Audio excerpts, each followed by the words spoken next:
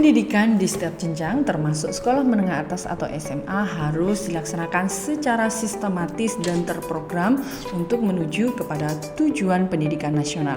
Tujuan pendidikan nasional adalah mengembangkan potensi anak didik menjadi pribadi yang beriman dan bertakwa kepada Tuhan Yang Maha Esa, berakhlak mulia, berilmu, cakap, kreatif, mandiri, dan warga negara demokratis yang bertanggung jawab.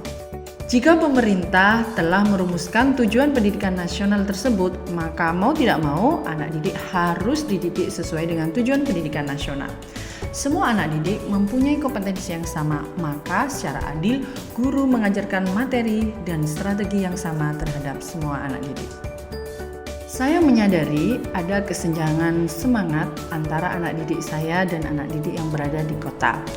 Bagi anak didik yang berada di kota, tentu mereka tidak banyak konflik, fasilitas lengkap, semangatnya juga sangat tinggi karena dari segi finansial mereka tidak ada kekurangan.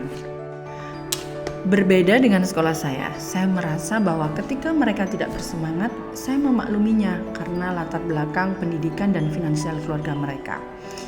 Jadi ketika mereka tidak bersemangat sekolah atau tidak bersemangat mengikuti pembelajaran saya mengira bahwa itu tidak ada kaitannya dengan minat dan bakat.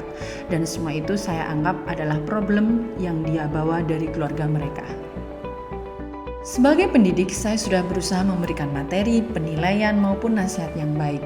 Maka menurut saya, anak didik saya yang harusnya menyesuaikan materi dan cara saya mendidik.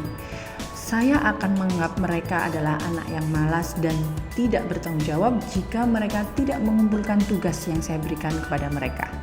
Saya menganggap anak didik yang tidak mengerjakan tugas dari saya adalah anak didik yang malas dan tidak bertanggung jawab. Karena teman-temannya yang lain banyak juga yang mengerjakan tugas dari saya. Harusnya anak didik yang lain itu juga ikut menyesuaikan materi atau tugas dari saya. Ketika mereka tidak mengumpulkan tugas, saya anggap mereka tidak mempunyai nilai dan tagihan tugas itu akan terus-menerus saya tagih tanpa saya menganalisa mengapa mereka tidak mengumpulkan tugas dari saya. Konsep pendidikan dan pengajaran bagi saya adalah sama. Pendidikan dan pengajaran adalah proses bagaimana saya mentransfer ilmu pengetahuan saya kepada anak didik saya.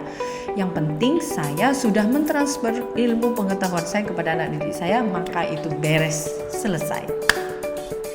Rupanya semua konsep yang saya miliki dalam kaitannya dengan pemikiran pendidikan adalah salah. Setelah saya mempelajari modul 1.1 Refleksi Pendidikan Nasional Ki Hajar Dewantara, saya memahami bahwa konsep pendidikan dan pengajaran adalah dua hal yang berbeda. Pengajaran adalah proses pendidikan yang memberi ilmu untuk kecakapan anak didik baik lahir maupun batin. Sedangkan pendidikan adalah tempat memelihara, melatih dan menuntun anak didik supaya mampu mencapai keselamatan dan kebahagiaan setinggi-tingginya baik sebagai pribadinya maupun sebagai anggota masyarakat. Pendidikan adalah tempat persemaian benih-benih kebudayaan dalam masyarakat. Ki Hajar Dewantara mengibaratkan pendidik adalah seorang petani dan anak didik adalah biji-biji tumbuhan yang bervariasi. Karena mereka adalah biji-biji tanaman yang berbeda-beda, maka perlakuan, perhatian, dan tuntunan pendidik juga harus bervariasi sesuai dengan kebutuhan mereka masing-masing. Pendidik dilarang tidak acuh terhadap kondisi anak didik di kelas. Penyelenggaraan pendidikan dapat berlangsung dengan baik dengan memperhatikan tripusat. Yang pertama adalah lingkungan keluarga, yang kedua adalah lingkungan masyarakat atau sosial, yang ketiga adalah lingkungan sekolah. Tiga lingkungan itu sangat berperan terhadap pembentukan karakter anak didik. Tiga lingkungan tersebut juga saling berkesinambungan, tidak dapat dipisahkan.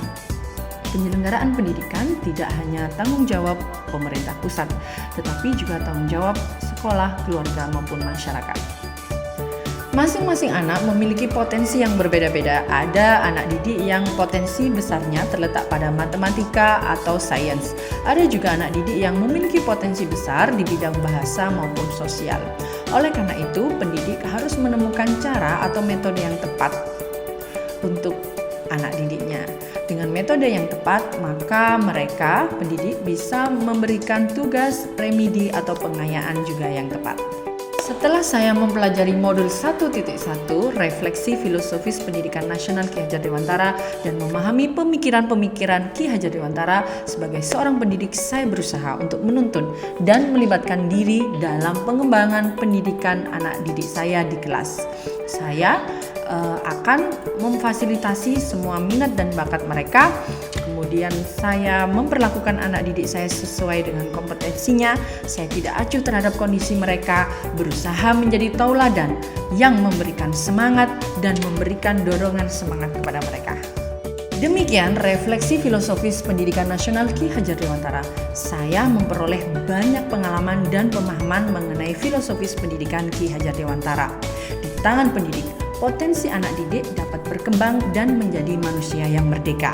Merdeka dalam belajar dan merdeka menentukan arah hidupnya